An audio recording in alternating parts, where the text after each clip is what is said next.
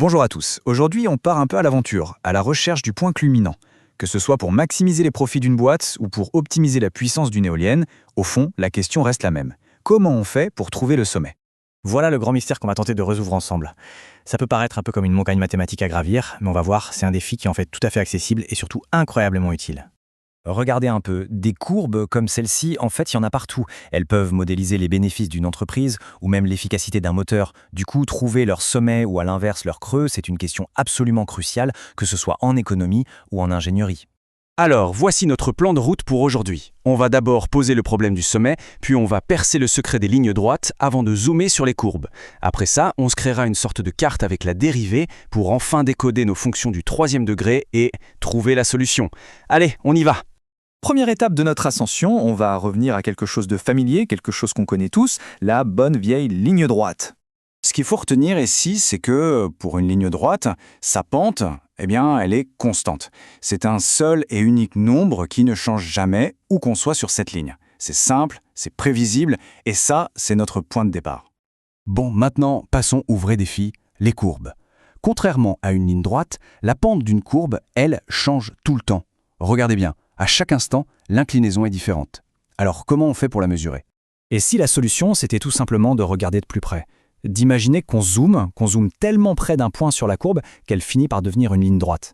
C'est ça l'astuce visuelle, toute simple mais super puissante, qui va nous débloquer toute la situation. Observez bien ce qui se passe. Quand le point B se rapproche infiniment du point A, la ligne qui les relie, ce n'est plus juste une corde. Non, elle devient la représentation parfaite de la pente, pile au point A. En zoomant à l'extrême, la courbe se transforme localement en une droite.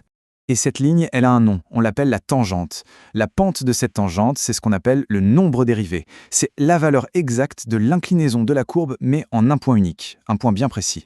C'est super de connaître la pente en un point. Mais et si on voulait la connaître en chaque point, de manière instantanée? Il nous faudrait une sorte de carte, une carte de toutes les pentes de notre courbe.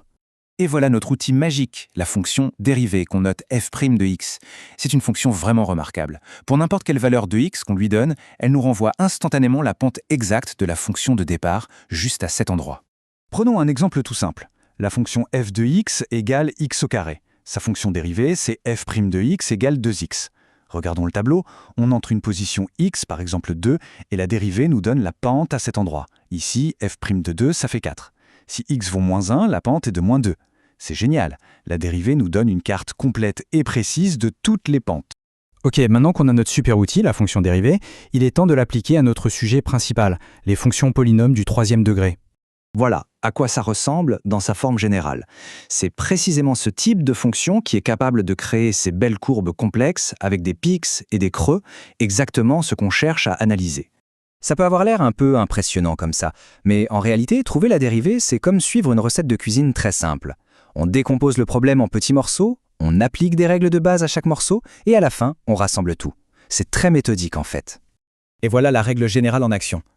À gauche, on a notre fonction du troisième degré. Et à droite, sa dérivée, une fonction du second degré qui est beaucoup plus simple à étudier. C'est elle, notre fameuse carte des pentes. Parfait, on a notre carte des pentes, il est temps de revenir à notre quête de départ, trouver ce fameux sommet. On est enfin prêt. Tout est là, dans cette simple observation, qui est presque une évidence. C'est simple, on s'imagine au sommet d'une colline, à cet instant précis, à ce point exact, le sol sous nos pieds est plat. On ne monte plus, mais on ne descend pas encore. Et là, c'est le moment Eureka. Une pente plate, en langage mathématique, ça veut dire quoi? Ça veut dire que sa valeur est 0. Tout simplement. Et puisque notre dérivée, f' de x, c'est la carte de toutes les pentes, la question devient hyper simple. À quel endroit cette pente est-elle égale à 0? Pour le savoir, il suffit de résoudre l'équation f' de x égale 0. C'est tout. C'est ce qu'on appelle un tableau de variation. Le signe de la dérivée nous raconte toute l'histoire. Si la dérivée est positive, hop, la fonction originale monte.